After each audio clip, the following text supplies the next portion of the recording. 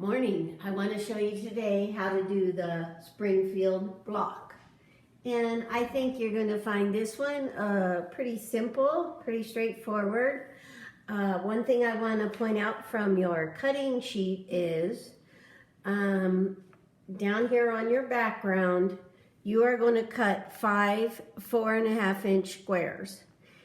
And I want to make sure that you cut those 4.5-inch squares before you cut your other pieces out of that background. Okay, so cut those first. You need 5 of them.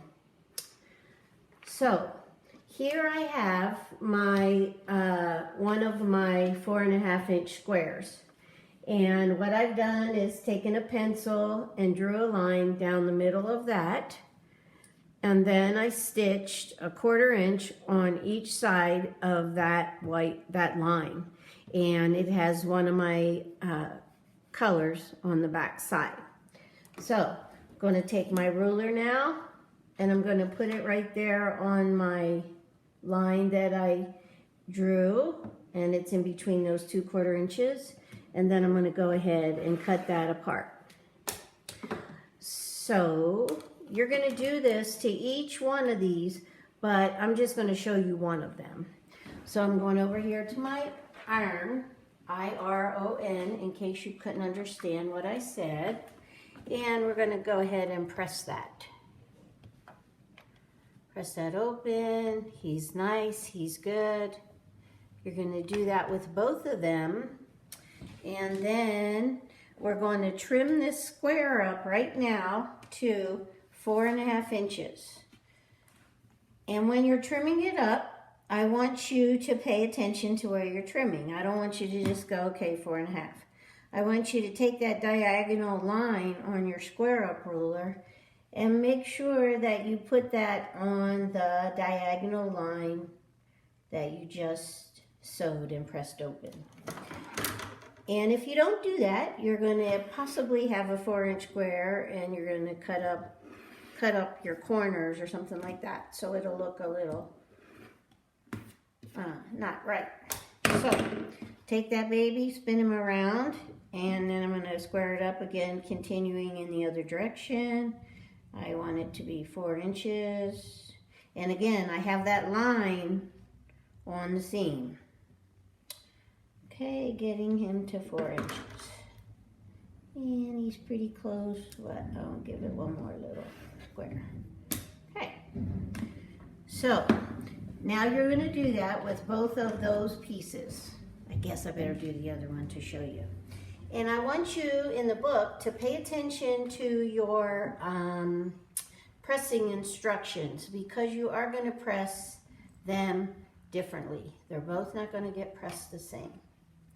So again, coming over here to my second one, I'm going to square him up using my QS ruler.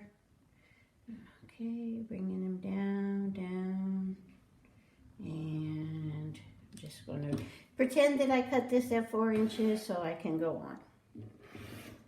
All right, so the next thing I have is, looking at my sheet, I have one of these seams pressed one direction and one pressed the other direction. And I have them laying wrong. So I'm going to turn them around because they should be like this. All right, then I'm going to take my 1.5-inch squares that I cut already, and I'm going to put a little glue up here in the corner so I don't have to pin, and I'm going to lay those right on. Again, same thing this side. Oops. And I did already draw the lines, but what I want to show you when I do this is I don't have any pins. And I'm going to come over here to my Epic 2, and I'm going to turn on my laser. And if I didn't have the line, it wouldn't matter, because I could just lay my laser from corner to corner, and I didn't even have to draw the line. So that's one fun thing you can do with the laser. It avoids all the drawing of the lines. So, come to the end. All right.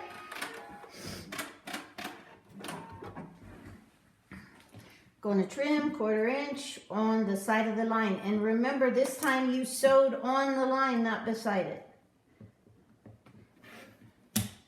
Press them open.